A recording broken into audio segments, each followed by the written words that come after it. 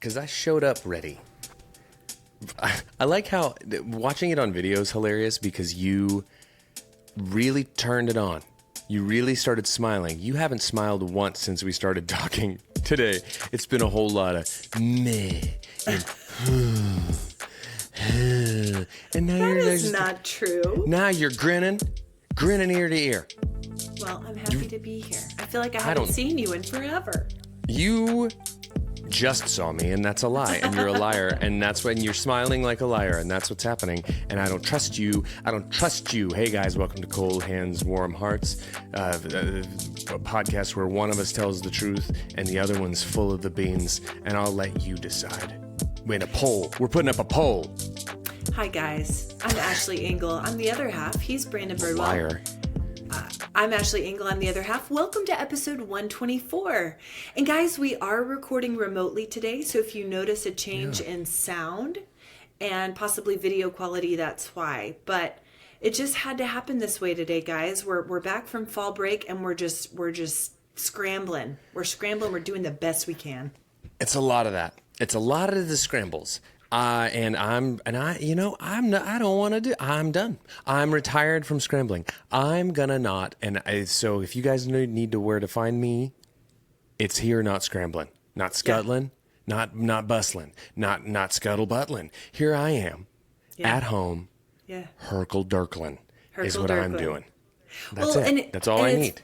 It's funny that you mentioned Herkle-Durkling because I feel like I have done a lot of that over the fall break. Guys, we took a family vacation over fall break, and we'll get into that in just a minute. But I did find myself doing a lot of Herkle-Durkling, which, as we've talked about, is when people spend time after they wake up in the morning, lounging about, spending time on their phone, their other devices. And I declared on our way home yesterday, I said, I don't want to go back to life. I said that.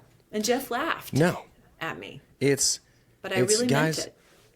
I'm on the opposite of the system of a down. Because I don't wake up, honey, I'll put a little makeup, some a little shake up. I wake up and I herkle and I dwerkle. Yeah. And sometimes I twerkle. Sometimes I roll over and I just a little pop, and then I go back to my dirkling. Yeah. Anyway. Sounds great. Doesn't. No. But guys, as I say, it's been fall break here in Edmond, Oklahoma, and we took our annual fall break pilgrimage to Broken Bow, Oklahoma with Harry and Crindy and Brandon, Lindsay, and Ben to Hochatown. Oklahoma. Which is actually where, I don't, you guys can go visit, but I live there 365, 24/7, 365. Every day I'm Hochatown, and I stay Hochatown. Right. That's how I live. Right. Yeah. In my Hoochie Daddy shorts. Listen, you'd fit right in. So we left on Thursday and we came home Sunday morning, but we stayed in a new cabin. This is our 9th year of going to Broken Bow as a family, and we stayed in a new cabin. I'm not going to say the name of it because I don't want the word to get out on this place. Because it was real good. Yeah. I want to make sure we can stay there again. What'd you say? Little River. That's not It's called Juggalo Manor. Yes. It's called Juggalo Manor, and it's just paintings of Shaggy 2 Dope and Violent J in every room. Non-stop insane clown posse music. So anyway, guys, we don't want the word to get out on this place, so don't go looking for Juggalo Manor in Mom and Dad Hochatown. loved it. The decor was chef's kiss. But dress code is cut-off jorts. Yeah. Mid-thigh, pockets hanging below the cut. Mm-hmm. And it's Fago for days. Fago for Dago. Yes. But this was a new place, and I feel like I'm just going to go out there and say it. I know there was some discussion, but I think it was the best place we've ever stayed. I would like to stay there again. I think the setup was perfect for our family. There were plenty of designated spaces. There was a designated children's area, which sign me up. I found the child's area to be missing a shuffleboard table. It should have had a shuffleboard table, and then I would have hung out down there. But then I guess it wouldn't have been a child's area. It would have been a man-child area, and that's not, homes don't come equipped with those, typically. Not on purpose. I have one in my house. I'm in it right now. It's my man-child area, and it's where I exist, and it's where I live, and it's where I go to prevent people from stealing my joy, because it's happening, and I'm done with it. Yeah. I'm currently in Harrison's room because it's a much quieter space. You can see his Dwight Schrute poster here. You can see his drum kit here over my right shoulder. I can smell. We both have drum kits behind us. We're really doing it. We're like a regular drum line percussion section. Yeah. But it was a wonderful cabin. It was perfect for the 10 of us, which is not easy to find a place that has everything that we need. But the kitchen was huge. There was a whole downstairs kid area, a bunk room, 3 levels. It was like a submarine down there. Yeah. And that's what you need. You need to send the kids to the brig. Get them out of here. Send them to the brig. Send them to cabin jail. So the adults can talk. So the adults can talk about taxes, so the adults can be like, what's going to happen with this election, right? It's going to be there's implications. And then the kids are down here playing Pac-Man and ping pong. There was Street Fighter, a vintage Pac-Man game, which was amazing. Street Fighter, which is Meryl Streep's autobiography title. It's niche. Actually, you know what? It's niche. I'm writing it down now. And Streep, don't come for Streep. You better be ready. You better be ready to dig in and cut one of those Devil Wears Prada checks. You better come in and you better break your boy off or lawyer up. Okay, Streep. Because I don't care. Lawyer up, Streep. I don't care how big a Meryl. I could be the biggest Meryl stan you've ever seen. I'm still taking you to small claims. Right. If you try to take Street Fighter. Yeah. Okay. Yeah. I don't blame you. I'm just gonna say it. I know you know what I'm gonna say was my favorite part of this place. It's one word, and that word is Bible room. Ashley spent the whole time in the Bible room saying penances. Is that what happens? You go in and you get yourself a refreshment, so a bit of the sacrament, and you say the penance, and then the rest of us, you got Chun-Li fighting Guile fighting Ryu and Ken and Blanca. Here comes Dulcim and Zagat. Here you are in here doing. What are you talking about? Those are all Street Fighter characters. Now, I thought you were digging deep for biblical names. I'm like, that's not. Yeah. Maybe one or two of them. I was digging Streep for biblicisms in the Bible room saying penances while the childrens are playing Street Fighter. Stop it. But no, what's the best thing about this place? It was my word for the rap. Oh, porch. It It had the best front porch I've ever seen in a cabin. It was up in the treetops. It wasn't dusty, which is a big criteria for me. Yeah, you hate a dusty porch. You do be saying that. Anytime I talk to you, you're just like, I hate a dusty porch. One time I had a friend, his last name was Porch, and his first name was Dustin, and you wouldn't even look him in the face. A dusty porch. You sick animal. Dusty. Creature. Disgusting creature. But one day we were all sitting out there, and you created a rap with a little board thing that you had, a soundboard.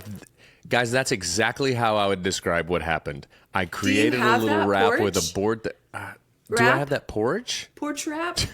I'm sure I do. First off, guys, it was created on a device called an OP1. Now, an OP1 is not a board thing, and it looks like a toy, but it's not. This is a very powerful piece of musical equipment. Also, rap. I didn't rap. Nobody rapped. I was just sitting there on the porch, it's a song. making super hot fi beats, lit.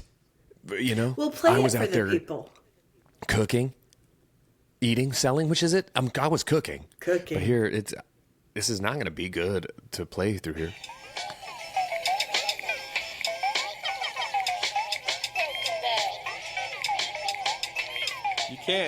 You can't even hear the words. Hiking. porch. You can't hear it, but I slowed Ashley's down. The rule was that everyone had to contribute a word, their favorite thing about the trip. Mine was porch. Lindsay and Hopi came in there together and said hiking. And then there was, what did Mom say? Cooking. No, cooking competition. Cooking competition. A lot of syllables. A lot of syllables in Crindy's. We tried to make a family song. Off in the background, you hear me. Well, you guys tried to make a family song. I was trying to have my alone time, and everyone came in and started getting in my kitchen. And mine, if you just listen, I'm in the background real quietly, and I just say, Bible room. And that's all. You did not. That's all. There was no Bible room. Quit trying to make, every room's a Bible room for you. Quit if trying you to make go me sound in weird.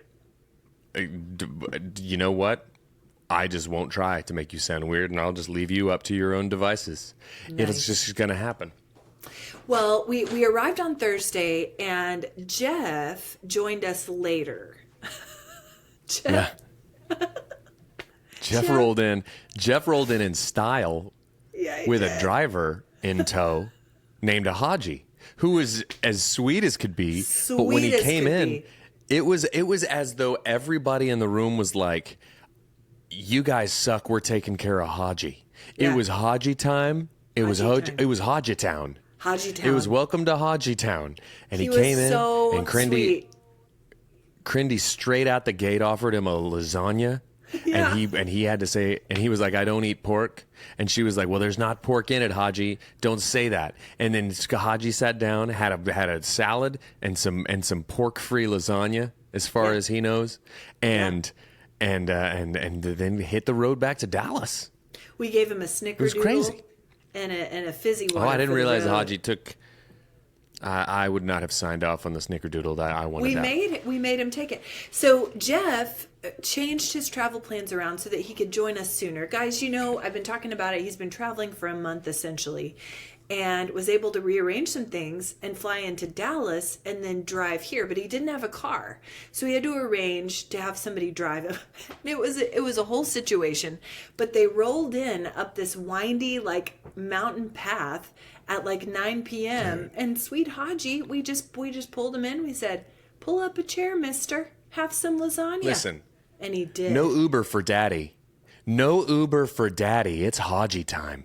When Jeff touches down, it's send me with Haji. And Brandon's out here taking a cab with some cab. dude taking a yellow cab with the dude from Home Alone 2, like the scariest faced cab driver of all time. And here's Jeff with sweet Haji. Sweet. He was so sweet dear. lasagna loving Haji. Loves lasagna. Doesn't mind Mondays. What a great guy, Haji. Yeah. Anyway, it was a sweet Jeff way to start rolls the up trip. with a driver.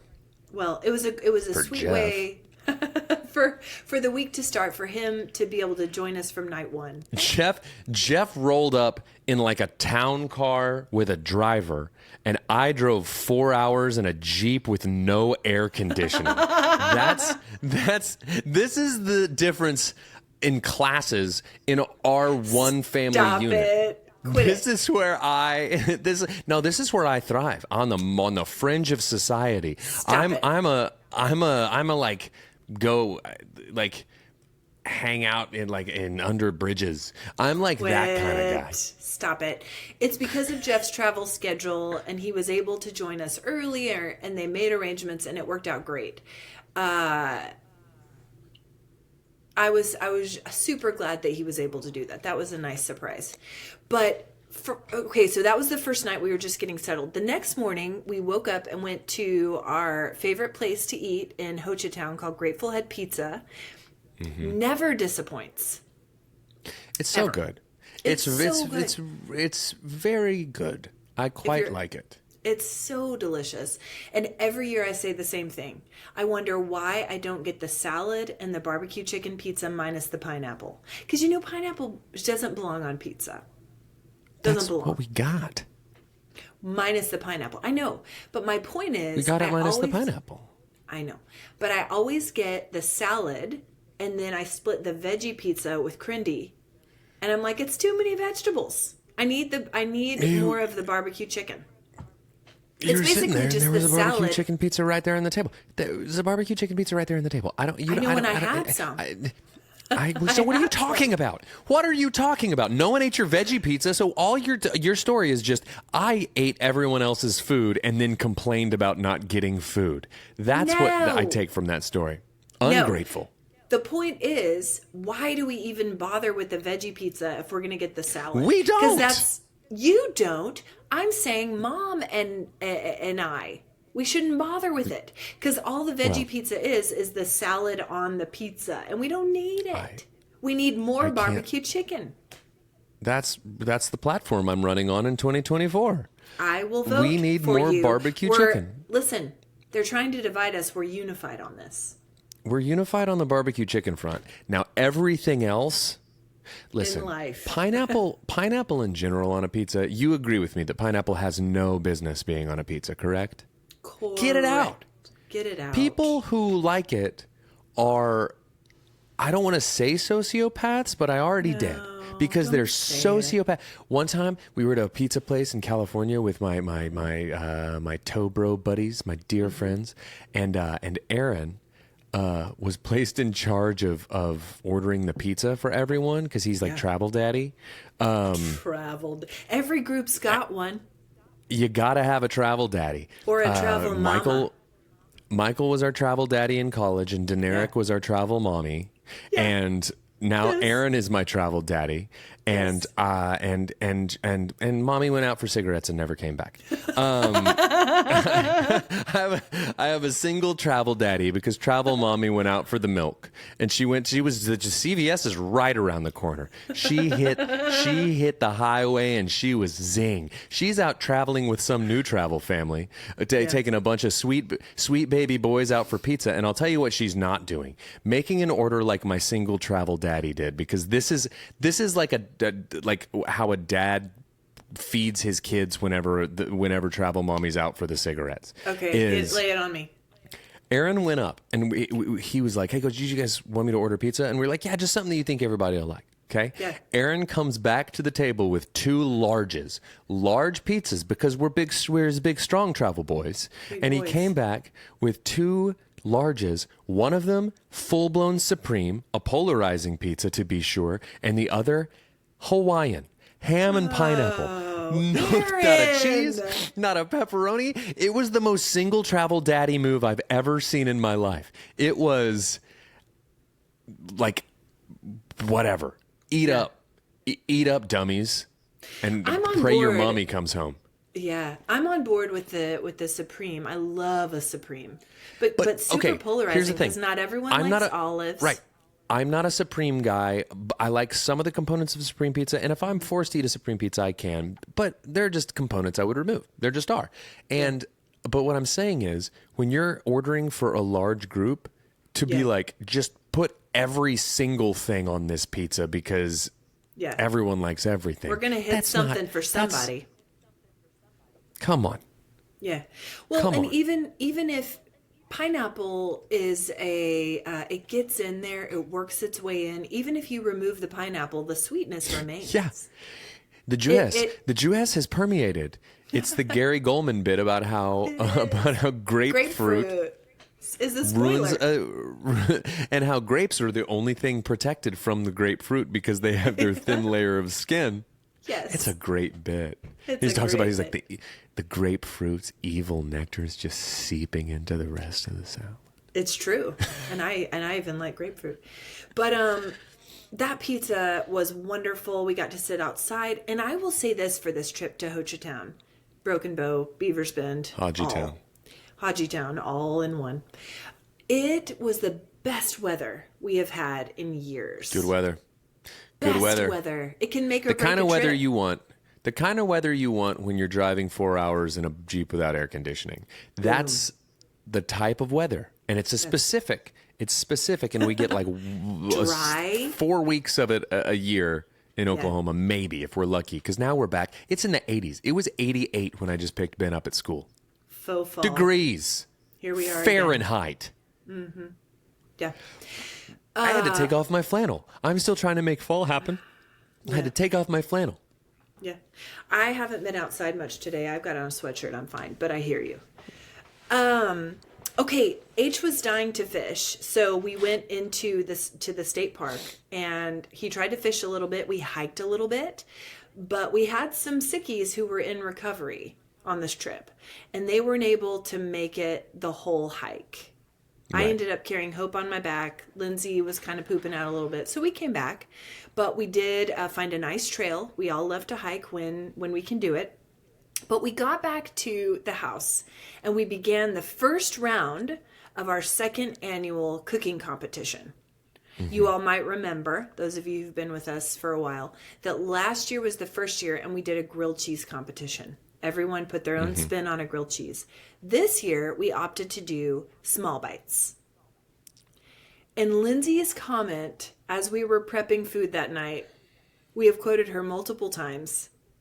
She was absolutely incredulous that in all of our years of doing the cooking competition, we had never How done have dips. we not? How have we not? And Jeff was the first one to point out, he's like, we've done it for 2 years. What are you talking about?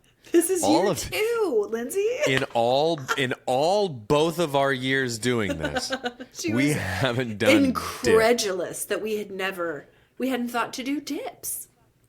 Some of us did do mean- dips this year. That's what I'm saying. So it's like, what? It took 2 years. Yeah. And we're in Dip City in Hochatown. Yeah. But yeah, Jeff was just like, what? What are you saying? What are you talking about, Lindsay? Okay, so night 1, we had to split it into 2 nights because it would have just been far too much food. Also, not enough prep much. space to do it. So night 1, you were the first contestant. You did a meatball crostini. I did. What was your inspiration? I have been lately making my Italian nonas all day sauce, and I have learned that broths and sauces, which is the name of an establishment I'm going to start. It's all we do is it's just me too, but spoiler alert, we don't do what you think we do. Okay. What do you do? And I'm not going to tell you what, because the FCC is monitoring this podcast. I don't need it. I've already lost out on Street Fighter today. I'm not going to lose out on broths and sauces. Yeah. To Streep again. She Yeah. seems like the type that'll just take that too. She does. But I like to make a thing that just like cooks all day or like simmers all day and you just add flavors and can change it, blah, blah, blah. So I've been making that sauce and I was like, I would like to make something that incorporates that sauce, but pasta is not really a small bite. Yeah. In retrospect, I could have made an arancini, like a risotto ball, fried risotto ball set in a bed of the sauce, and that could have been good. But I thought a meatball was a good move. So I did a meatball. I did some confit garlic, made confit garlic butter, spread it on my bread, melted some fresh like mozz on there, had my meatball simmered in there, and then topped it off with some shredded parm and basil, and that was mine. Now, this meatball was not just like a beef or pork meatball. You had several things going on in there. Yeah, it was ground pork and Wagyu beef and bacon in there, tell you what. with confit garlic mixed in there as well. I'll tell you It was what. tasty. It was a tasty meatball. It was a tasty, small bite, top to bottom, and it was a great way to kick it off. Oh, I was appreciate it. amazed by the number of components. Yeah, It was delicious. Listen. Loved by all. So you were the first contestant. I was the second. I was. I did something that I called dream dates, and you made fun of the name. And we're not talking Brad Pitt. No. I mean, for me, we are. Okay. I'd This slather him up was- in honey Okay. This was and goat cheese. Get over here, Brad. Don't ask questions. schmear. Shut your perfect little mouth. You shut your pretty little mouth and let me slather your lovely cheekbones and jawline with goat cheese and honey.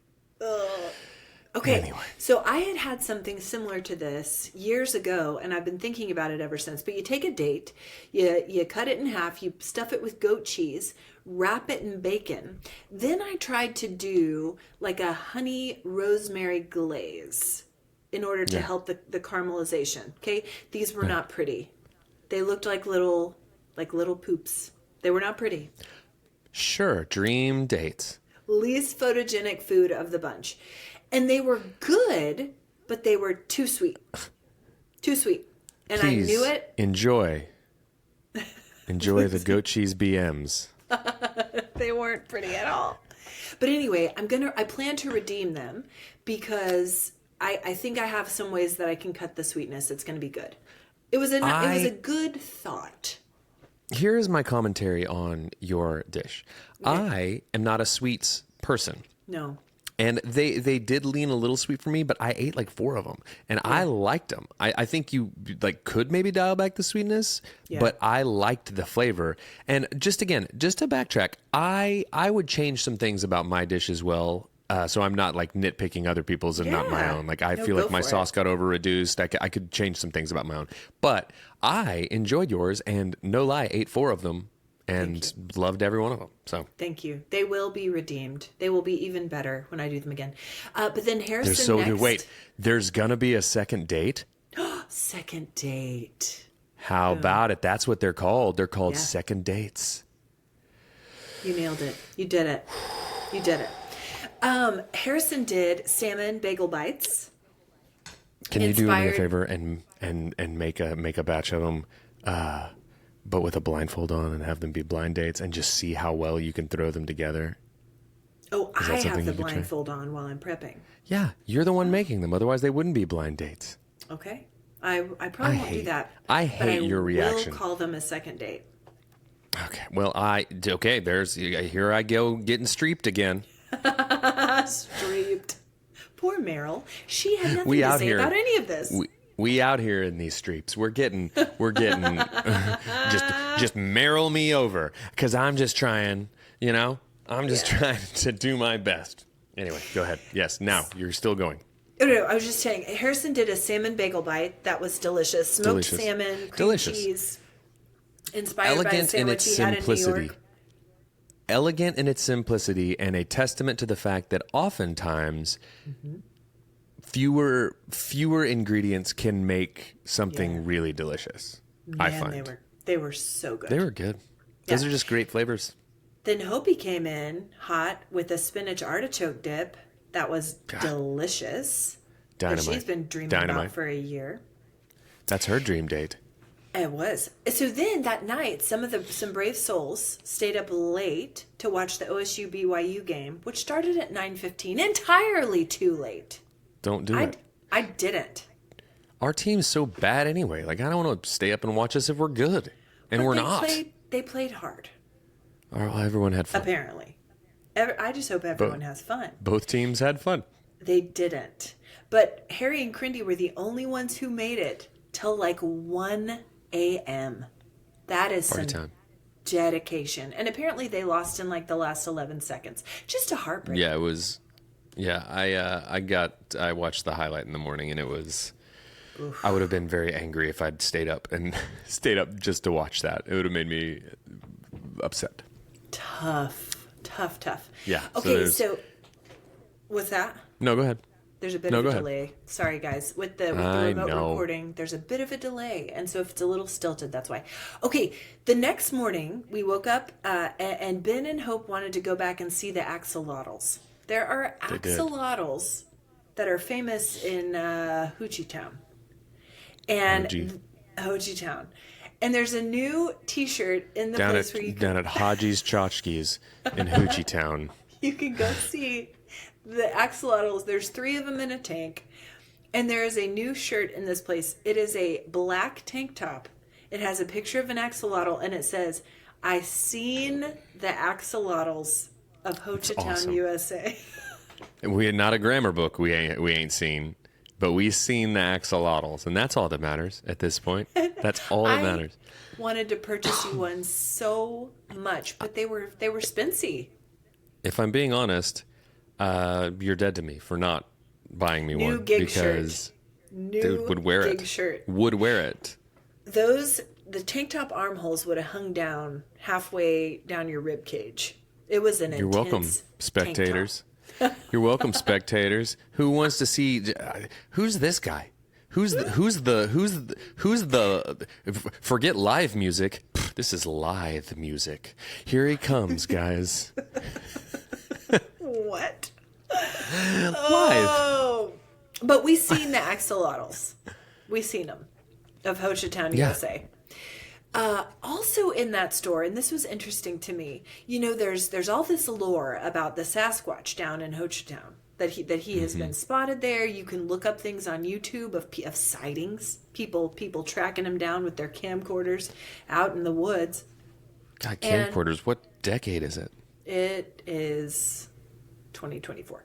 So in this store, hanging up on the wall, there was this. It looked like matted. I'm sure it was stinky. It was a Bigfoot costume that you could rent for $50 a day, but you also had to put down a $200 deposit, which was refundable. Sure. If you returned it in good Non-refundable. shape. So it's really $250. It's all about optics. Here we are. It's the great Hochatown grift that we've got going on. Yeah, and I thought, no. First of all, who knows where that thing's been? But also, if I'm wearing a Sasquatch costume out and about Hochatown in the woods, I'm getting tackled. I might get shot. I might get an axe thrown at me. You got all kinds of Bigfoot hunters out there. That's a fast track ticket to a trank dart in the Tookus is what that is. that's a one-way ticket to a 2-hour dirt nap where you just face plant into the crick. Face plant. And that's a one-way ticket to being on a tank top that said, "I seen the unconscious Sasquatch," and that's what we've got going here. Listen, I wonder how many takers there are, though. I wonder how many people have worn that suit. Did they have numerous, or was it one size fits all? One suit, one size, God, and it wasn't even a good suit. I would pay $250 to rent that for a day and just put it on Hope. So it's like Tiny Foot. I love It'd it. just be dragging. The arms and legs would be so long. Yeah. Man, yeah. I don't know. Or it's like a Scrappy Doo. Like, you know how like Scooby Doo has his Scrappy Doo? Yeah. Oh, Yeah. I love Baby it. Squatch. I love it so much. That afternoon, some of us went kayaking, which again, best day of kayaking. Baby Squatch. We Squatch. And actually, they were all sold out of kayaks. It's getting busier and busier every year that we go. And so we ended up going in a canoe. I preferred it because every time I go kayaking, I just get soaking wet, just soaked and cold. Yeah, it's real easy to do. So I enjoyed the canoe. We did see some wildlife on this trip, and I find this very strange. Last episode, guys, I mentioned that we had an armadillo in our backyard. I have lived in Oklahoma my whole life. I have seen armadillos at a distance. I have never seen one up close until the last week, and I have seen 2 up close. One in my backyard and once while canoeing. You're in your armadillo era, and it's you know, like the ancients say that when you see your 3rd armadillo in a month, great fortune is coming your way. Oh, So keep your eyes peeled for a dillo, because I actually did look up what the armadillo signifies in Native American culture. I was just joking. That's crazy that you did that. Okay, go ahead. I totally did, because it's so wild to me that I've seen one up close twice in the last week. Okay, it's often She had a lot of extra time in the Bible room. Okay. It's often seen as a symbol of protection and boundaries. The armadillo's armor represents a shield, suggesting the need to set boundaries and protect oneself from harm. It can extend to the idea of emotional and psychological protection. So, I want to get a back up tattoo off of an me. armadillo. I want to get a tattoo of an armadillo just on the palm of my right hand. So anytime anybody encroaches on my boundaries, I just hold up my protection armadillo and I say, "Not today." Not Boundaries. Boundaries. Boundaries, Haji. Out of But here. Listen, Haji was so welcome. I would never. He was. set He honestly, boundaries. maybe the most respectful person of my boundaries that I've encountered in a very long time, Haji. Frankly, I don't think Haji wanted to be talking to me at all. I think by existing, I encroached on a Haji's boundaries. Listen, I'm going to do some thinking about this. What kind of boundaries do I need to set? And I think a lot of them have to do with the election and social media. Sure. You brought it up, though. I know. Okay, Saturday evening we did round 2 of Small Bites. The first contestant was Jeff with a Southwest egg roll. Crispy. So crispy. Crispy, meaty delights. Multi-component. Crispy, meaty It was delights. delicious. Yeah. It was delicious. Serrano I loved it. peppers. Yeah. Cheese. Beef. It received my high score. As I was scoring other people's dishes, it received my highest score. Yeah. I really enjoyed it a lot. It was really good. And then Asher came in next with his pub queso, which paired nicely with Jeff's Southwest egg roll. Which, let's be real here. What? It's a little collusion. It's a little competition collusion, which, listen, it's fine. It's They like, didn't enter that's the together. equivalent. But come on. If we're going to, come on. That's collusion. That's the equivalent of I'm in here wrestling Jeff and Asher comes in from the back with a steel chair made of bub cheese and smashes it across my back while the ref's back is turned. But in this case, the ref was looking straight at him because everybody wants to be like, oh, it's cool. It's just Asher. Let's let him hit him with the cheese chair while Jeff serves him the crispy, meaty treats. It's this is the best analogy. You I stick by it. took the competition more seriously than anyone else. Okay, then at the end, Crindy came in with her bruschetta.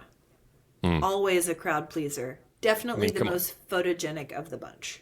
Oh, but it's not even close. Not even close. Way more photogenic than the dream poops.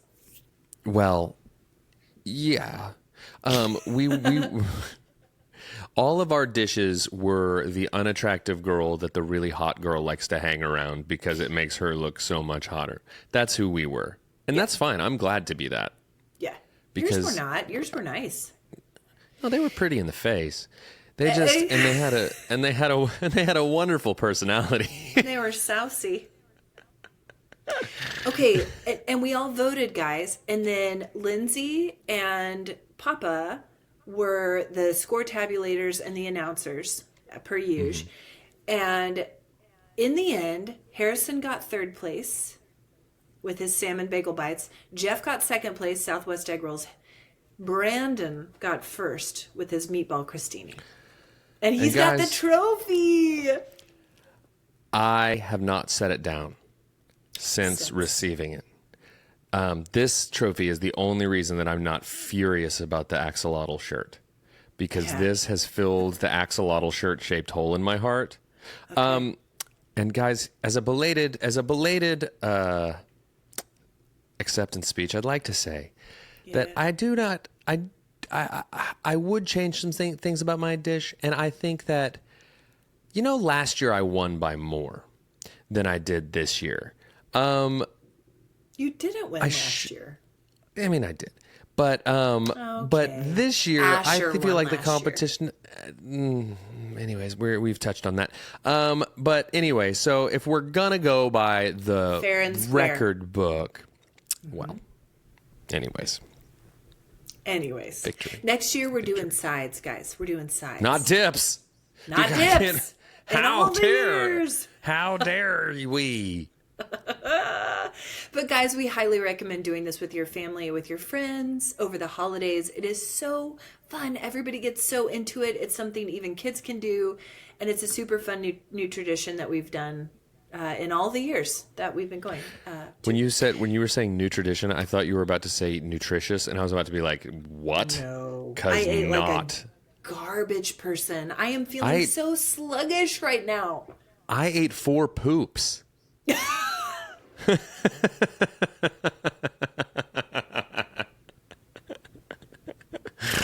And a dream they were.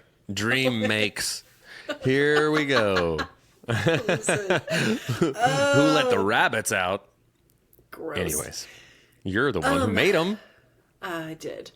Also, another great thing about this year, there was no burn ban. So we got to have a great fire and do s'mores.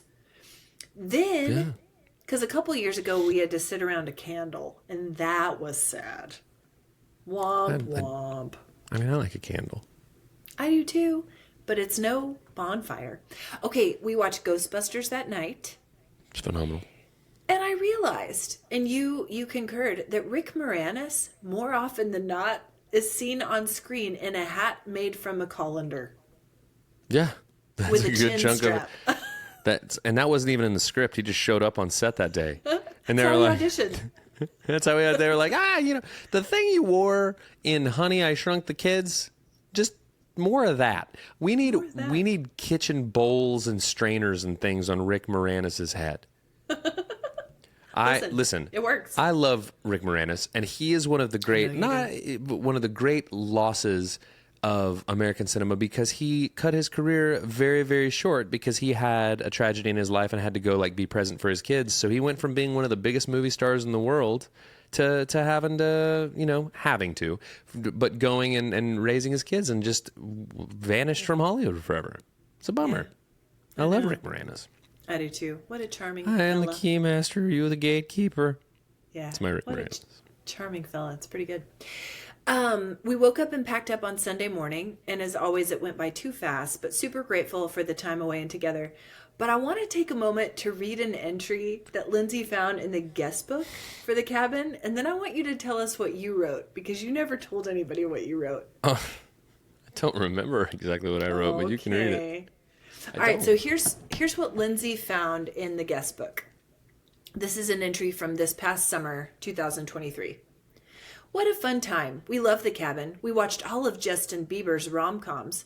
We had a seance and got through to the other plane. Yay, first time. And the decor was beautiful. The AC was so good, I could barely smell the off-putting smell of all that hair we burned off in the fireplace. We've been keeping it for decades. It's so nice to feel like we have a fresh start on our hair. I want to believe that this is real, because I kind of do believe that it's real. I don't remember exactly what I wrote, but I did end it by saying something to the effect of there was something about the air conditioning in their other one. Wasn't there something about that? I don't know. I said something was about so good. Yeah, that's what I said. Yeah. I said the AC was really good. We could barely smell all the burnt hair from those people a few pages back. I wrote that in there. I don't remember what else I said, but I did say that because it needed to be referenced. As you were Because writing, I was like, Brandon, be careful. We want to stay here again. I want be people weird. how I want people to stumble upon the actual hair one is to read mine first and be like, burnt hair from a few pages back, and then just start rifling through trying to find it. That's my hope for what happens with the guest book. No, I'm sure they will, because they'll start toward the back and then work their way forward. That's how books work. Weird. Yeah. So weird.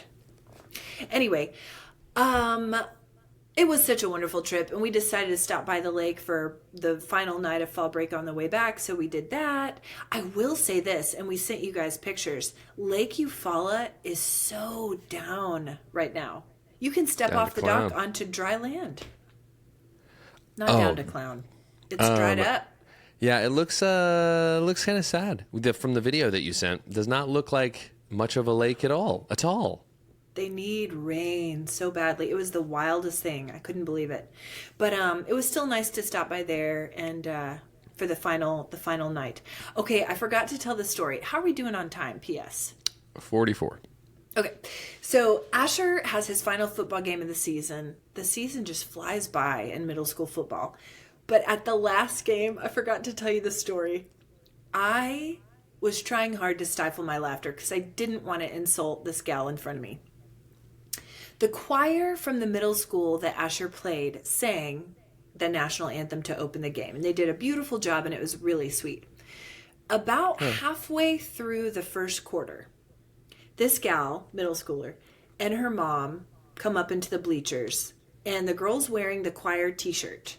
Sure. And they sit down in front of me. And they sit there for a while, and then her mom turns to her and says, aren't you doing the national anthem?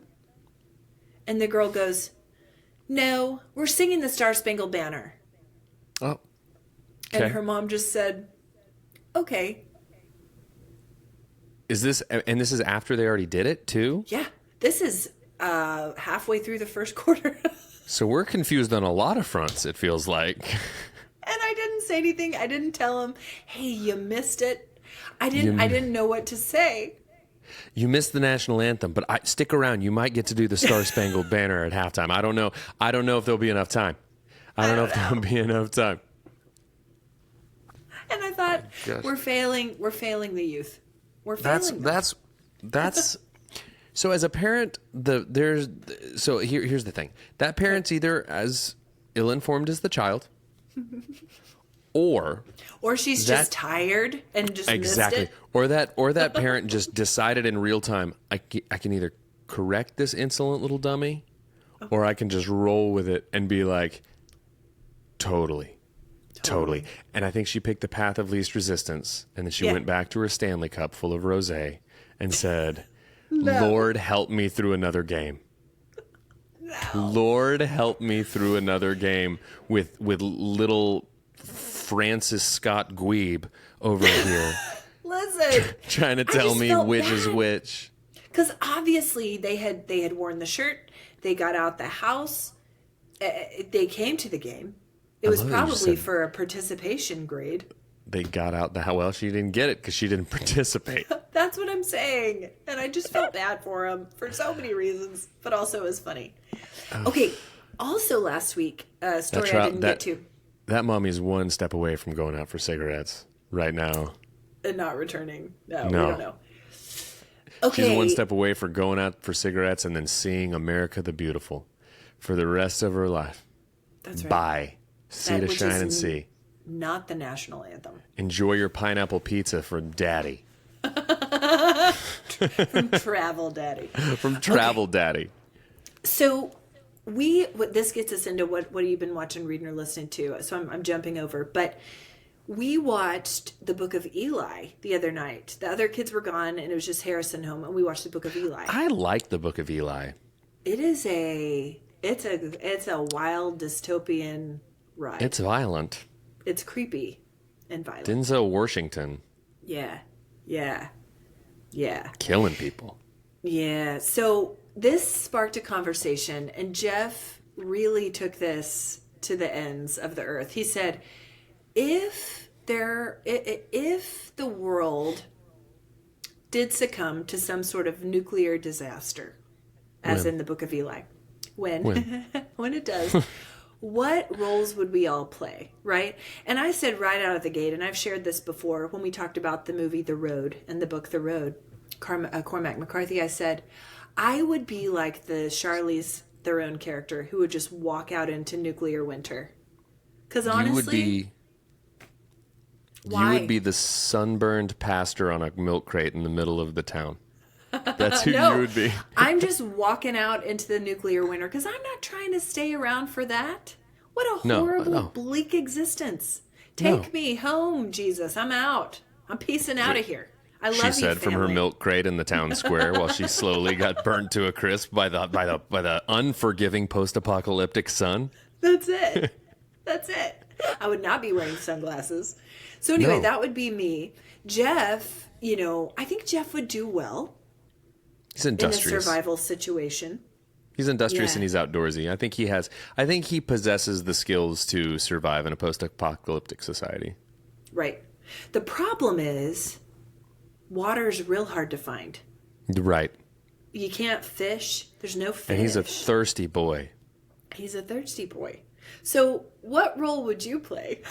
Impressionist. and unless people will barter food and water for impressions, I'm done. Who wants to hear walking again? I am thirsty.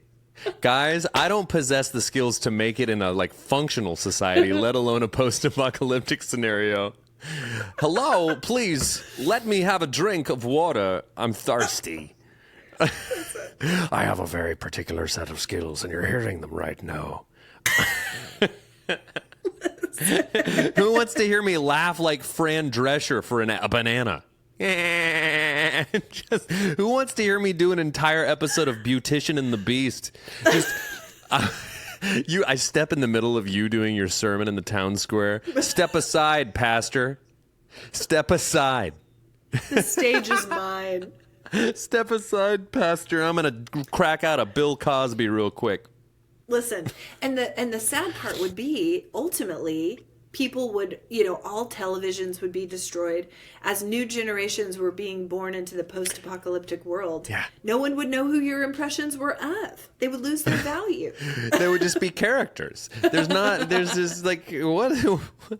Who's I would literally be like the town fool who just hangs out in the town square and does funny voices. And I would be hoping that people would value that tiny little modicum of entertainment enough to not just off me and consume my flesh. That's all. You would ingratiate yourself to the bad guy. Silly little guy. Here he is. I'll be like that weird little guy who sits at the feet of Jabba the Hutt. That's like, nah. That's who I would be in a post-apocalyptic society. I'd find the biggest villain I could and be like, chain me to you, big guy, because I'll give you a giggle about once every day. I'll give you a little chortle once every 24, and as long as I do that, give me some gruel, water, and maybe scratch me behind the ears. I don't know what's gonna go on. All I know is I'm finding the biggest, baddest villain in the post-apocalypse society, and I'm gonna grossest villain. Yeah. If you could dig a musical instrument out of the rubble, you could a contribute lute, that skill. A post-apocalyptic lute. Well, it goes, and then I'm just, anyway, here's Wonderwall. Maybe on the lute. Just Wonderwall all day, every day. Guys, I don't have the internet to look up chord charts. It's going to be Wonderwall and Glycerine from now until eternity. I would have been long gone, and you guys would just be suffering. Yeah. Anyway, it was a funny conversation. Although I will say this, you might make it because there's not a lot of pickings on those bones. This guy, this is like a golden corral behind me, okay? This is the carving station of carving stations. Well, and you better be funny, or you're going to be... There's a lot of cannibalism in funny. Book of Eli. That's what I'm saying. And you think I'm walking around with this country kitchen following me everywhere I go? This is prime rib roast, baby. Listen. This is all protein. There's no pineapple on this pizza. This is all real. USDA choice. Sick. No hormones. It's a great movie, though, and I had not seen it for years. But man, there's a lot. We had a lot of interesting conversations with our eldest after watching that one. It was great. How is your algorithm? Anything happening? I'm going to shout out this group. They jumped into my algorithm recently because they contacted me. There's a clothing company locally called Brass Tack Provisions that does like kind of like cool, like vintagey clothes. And yesterday they had me come out to do like a photo shoot for their company, and it was like built around like my music and stuff, and it's like a video and a whole thing. It'll come out next week, but they've been in my algorithm and they have really cool social media presence, and they're a really, really cool spot, so I'm going to shout them out as being in my algorithm. Brass Tack Provisions in Oklahoma City. Give them a follow. Brandon, go to my Instagram. I know you were too busy talking about how great your son's grilled cheese was and how I would not survive in a post-apocalyptic society. But the I reposted their post today, so that's, if you want to follow them, go to my Instagram, and then that's where they are. So anyway, yeah, I can tell you more about it later. It'll come out next week, so we can talk about it then. Okay, I want to hear more. I didn't even know this was happening. Oh, you're like a high fashion model. I mean, I was before. I don't need the shoot to prove it. Okay, got it. What you been watching, reading, or listening to? Ghostbusters. Watched yesterday. We watched Coraline. This week. I really like Coraline. I'm your other mother. It's spooky. Listen, hot take, spicy take. Terry Hatcher's best performance ever. She's great in it. Better than Lois and Clark. Far better than Desperate Housewives. Yeah. She's It's great. this and then Seinfeld and then everything else she did. So those will be mine. And then, and what am I listening to? A ton of medium build radio. Ton. Anyway, what about you? I finished The Perfect Couple on Netflix, which was kind of a fun ride. I've been watching some football because my fantasy football team, we just hope everybody has fun, is having a pretty good season. Oh. It's only getting better, guys. And my strategy to not do anything and not know anything is working out for me. It's going great. Just totally disrupting the league. I accepted a trade in fantasy football today for the first time ever. I've never accepted a trade. I just ignore them. I didn't even know you could do that. I accepted one today only because the guy who offered me the trade called me to talk about it. And I was like, oh, he really wants to make this trade. Well, I hope it goes great for you. It won't. It won't. It won't. Anyway, last night, Jeff and I started the new season of Love is Blind. Jeff watched a good portion of it from under a blanket because there's one fella on there, guys, who just keeps making it real awkward. Like it is cringe city. I can't with that stuff, and I know Jeff can't either. He can't with it. But I think we might stick in there because you guys know it's a guilty pleasure. Okay, guys, we want to ask you for ratings and reviews. If you haven't left us one or both, they help us so much. And we could really use them. They help people find us. What's your warm heart, Brandon? I'm stealing it. I'll say just Broken Bow. Yeah, same. All in toto. Yeah, same C's. Yeah, great. All right, Cool. guys. We Take care had of so much fun in yourselves. Broken Bow that we couldn't be around each other today. We had to go remote because it was, I got my I Phil and can't Hoogie down. smell you. I can't be. If you try hard enough, you can from here. Anyway, thanks guys for listening to Cool Hands, Warm Hearts. Okay, talk later. Okay, bye. Bye. That was the most annoying bye ever. Still recording.